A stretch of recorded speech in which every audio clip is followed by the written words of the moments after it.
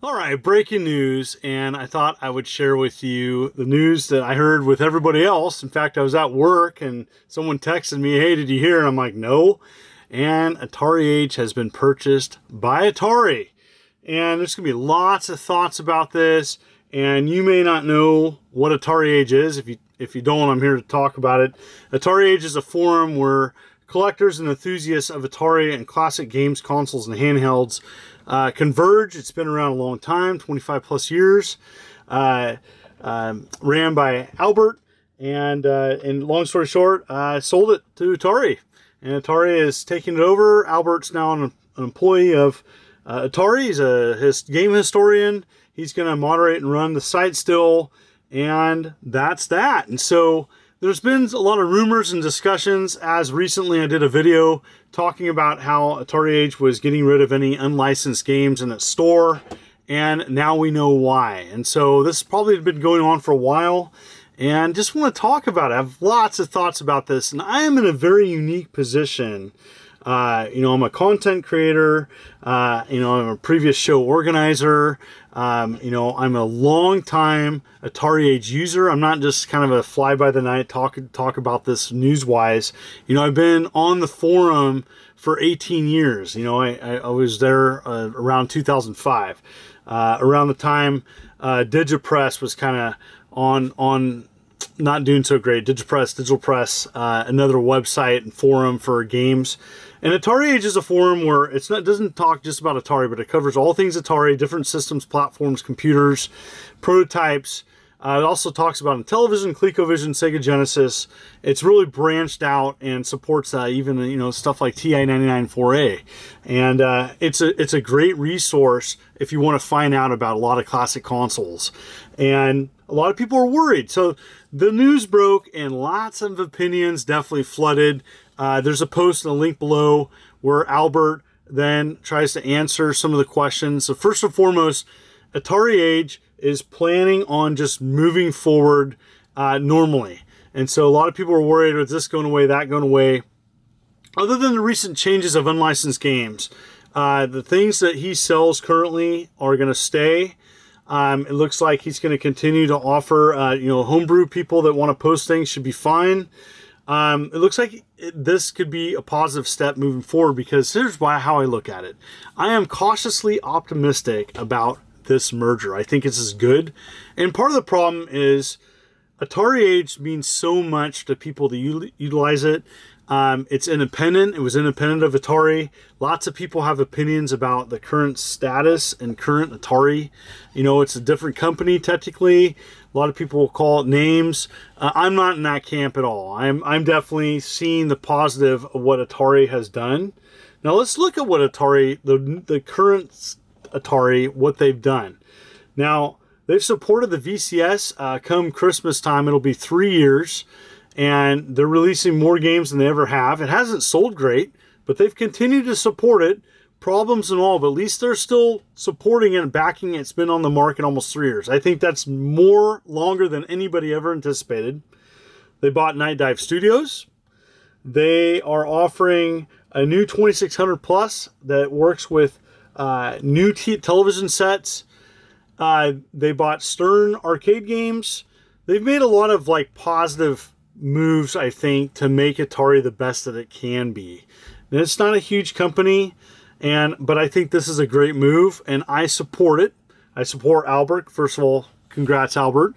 And I'm sure he made some money off this, and kudos for him.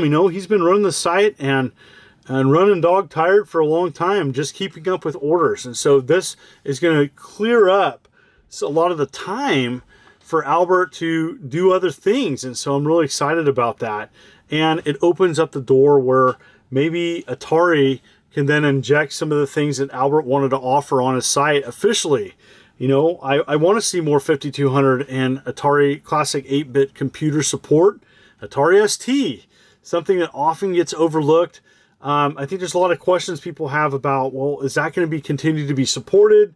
Is this something that, is going to be good for the site? Change is tough. Okay, there's a lot of people, a lot of loyal subscribers to AtariAge, which that is to be determined how that's going to be handled. There's a lot of people that don't want anything to change. And unfortunately, things change all the time. And so AtariAge means so many things to different collectors and longtime gamers. I'm in my late 40s, and so I've been growing up with Atari. I love Atari. I collect Atari. I talk Atari on my YouTube channel. Sorry about that. And it means a lot to me. And so for other people, they may not care about this. If you don't use AtariAge, it's probably a big deal.